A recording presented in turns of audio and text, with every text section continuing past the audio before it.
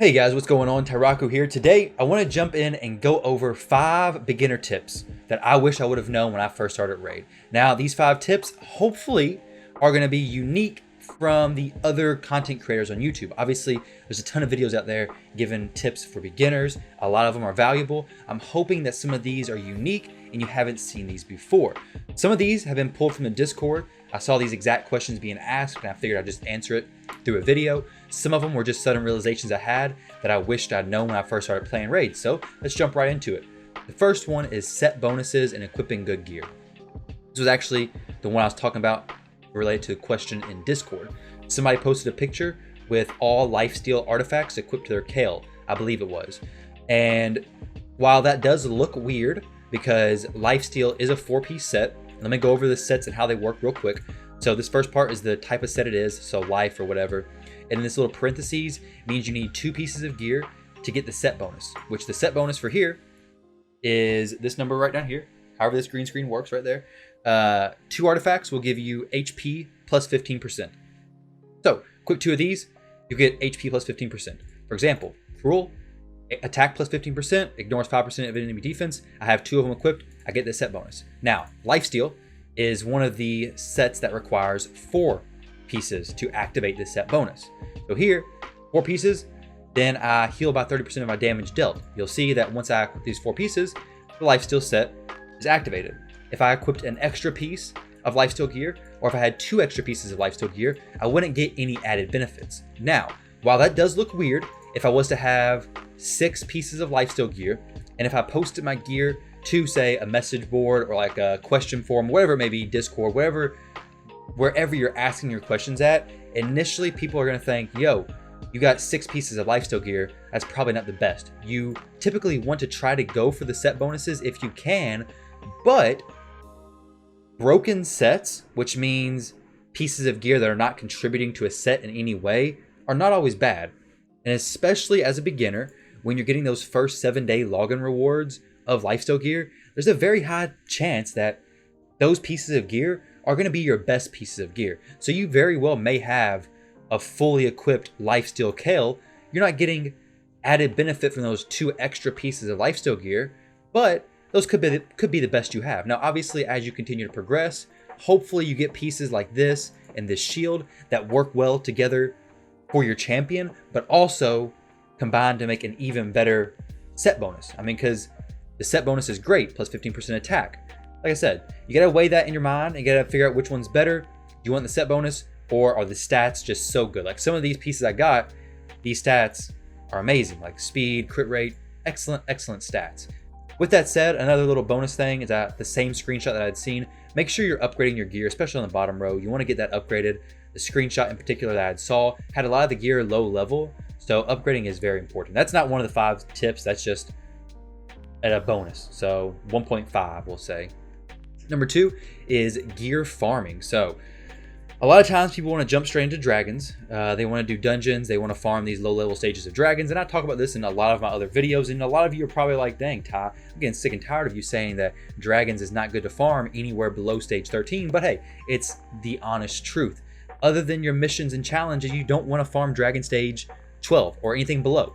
Only farm stage 13 and above, ideally 16 and above. Ultimately, you want to do stage 20, but hey, I'm going to say that this is when you're very, very early in the game. So stage 13, the reason why, you're getting 4 to 6 star pieces of gear.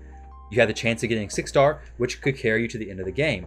I've seen people get 6 star speed weapons, quad rolled into speed, which is amazing. It's literally the best weapon you could get for speed in the game. It's tremendous. So don't farm anything below stage 13. It's not the most energy efficient. I mean, yeah, you might get some 5-star pieces, but hey, we're going for the best. So try to make sure you're doing that. But when it comes to actually gear farming and like doing it regularly, move through the campaign. There's some stages in particular that you can farm some gear from. Those stages are chapter 6, the speed stage, chapter 8, the lifesteal stage. And then those are really the 2 main ones, maybe the accuracy stage, but really these 2 stages are the biggest ones, and then possibly the 5th one. When you're doing these, the most important stages that you're going to want to farm the gear from would be stages like the boot stage. You're going to want to look for speed boots, chest plate, HP percent, defense percent, accuracy as well. The gloves, you're looking for crit rate, HP percent, defense percent. All these are great because all these first pieces have flat main stats. So it's just attack for the weapon, HP for the helmet, defense for the shield. You can also farm stage 7, which has a chance of dropping rare gear, which comes with 2 substats already. Granted, all the pieces it drops are random, so you don't know if you're going to get boots at all. With one thing that I do in particular is whenever I'm going through a new account, I try to get to Brutal Campaign as quickly as possible, and then I farm Chapter 6 as many times as I can. Not Chapter 6, sorry. Chapter 7 as many times as I can because I'm really looking for some good, rare speed gear. Here's an example. This free-to-play account I've actually have a whole series on the free-to-play account, but I farmed Chapter 6, Stage 7, and I got these pieces from there. Looking for speed rolls, and that's how my Apothecary is already 204 speed, and we are fairly new to the game, fairly early on, and haven't spent any money. Definitely do that. Now, tip number 2.5, I'm gonna go ahead and take a drink of my water. While you're doing this, go ahead and like, comment, and subscribe to the channel. I'm gonna give you a second to do that. So, hopefully you took the time and went ahead and like, comment, and subscribe. So, tip number 3, that is leveling champs quickly. This is another question that I saw in the Discord, and that is great. I do love the idea that people are focusing on leveling your champions. You really want to focus on one champion specifically. That is your starter, ideally. Very few situations where you can level up other champions to get them to 6-star. That's your main focus. You want to get your champion to 6-star as soon as possible. Reason why, this is going to tie into leveling your champions quickly. Early on, leveling is a super long, kind of boring process because you have to take, I'm not even gonna do the math. It's a lot of champions you have to get leveled up to 5-star to actually take your 5-star level 50 starter champion to 6-star. It takes a little bit of time. So what you're gonna wanna do is focus on that one champion. You're gonna wanna mix it up. You're gonna wanna get a lot of champions level 40, a lot of champions level 50, use them to progress a little bit more. Don't do that. Don't let that distract you. You really want to focus on just getting that one champion to level 60. The reason why I say that is because getting that one level champion to level 60 is going to unlock the ability basically for you to be able to level up champions faster. With that said, you should be able to get to Brutal Campaign, and this is where you're going to really start leveling up your champions quickly. Brutal Campaign, Chapter 12, Stage 3. This gives you the most silver from selling these shields, plus a very good amount of experience. So definitely try to farm this stage if possible. Not many people farm Nightmare. Nightmare is possible to farm, but it's not really worth it. As in, like, if you're an early game player, new player, you're definitely not going to be doing Nightmare. Nightmare is a whole nother beast in and of itself. So in order to level quickly, if you're not going to spend any money, you want to just level in these early stages. There's no way to do it quickly per se. On these early stages, the quickest way is to get your first champion to level 60, get your first champion at a 6-star so they can farm 12-3 Brutal, and you'll do it probably in about 30 seconds or so. I'll go ahead and run through here while I'm giving the next tip, but this is the quickest way to do it. I mean, ideally, later on in the game, you'll have a champion who's farming it in 7 seconds, 5 seconds, whatever it may be. But initially, you're gonna have to just get your campaign farmer, your starter champion who can do that. All the starters can. Aethel, Elaine, Kale, Gallic, they all can all do it. Some are a little bit quicker than others, but ultimately they can all do it perfectly fine, not an issue. So definitely want to focus on getting them up. 22 seconds, so much better, and you get a good amount of experience. Obviously, I have no experience banner on right now, so you definitely want to make sure you're farming with an experience banner on. Don't do it if you don't have one. Now, going into tip number 4, that is purchasing packs. What kind of packs should you purchase? Okay, so you're not a free-to-play player. Maybe Christmas is coming up. Maybe you get some gift cards from family members, whatever it may be, but you decided you wanted to spend some money on Raid, or maybe you want a $10 gift card from one of my giveaways on my stream, which is twitch.tv/Tyraku, live every day from 11 p.m. to 3 a.m. Eastern time. With that said, you got a little bit of money. What should you spend your money on? What packs should you buy so you're not just throwing it away? Now, the ones I typically recommend, Daily Gem Pack, excellent bang for your buck. You're getting 250 gems the first day, 50 gems each day. You get a drop of 200 on day 15, and then 200 on day 30. Very, very, very good investment.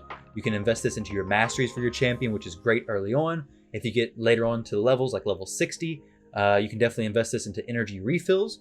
Energy refills are much more valuable the later level you get, because as you may or may not have noticed, every level you get up to level 60 increases your energy cap right here. So this number 113, that's what you get from the energy refills. So like if I use an energy refill right now, which I don't want to, but if I did, I would get 113 energy added.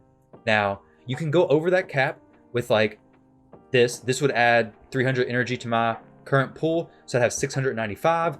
Whenever I get this below 113, my energy will only refill itself, will only regenerate to 113. If I did this, it would only give me 113 energy. Once you get fully leveled to level 60, I believe you have 130 energy. Not a huge difference, but ultimately you get the most value if you start buying energy potions and energy refills later levels. So I typically don't recommend people to use a whole lot of gems to refill your energy early on.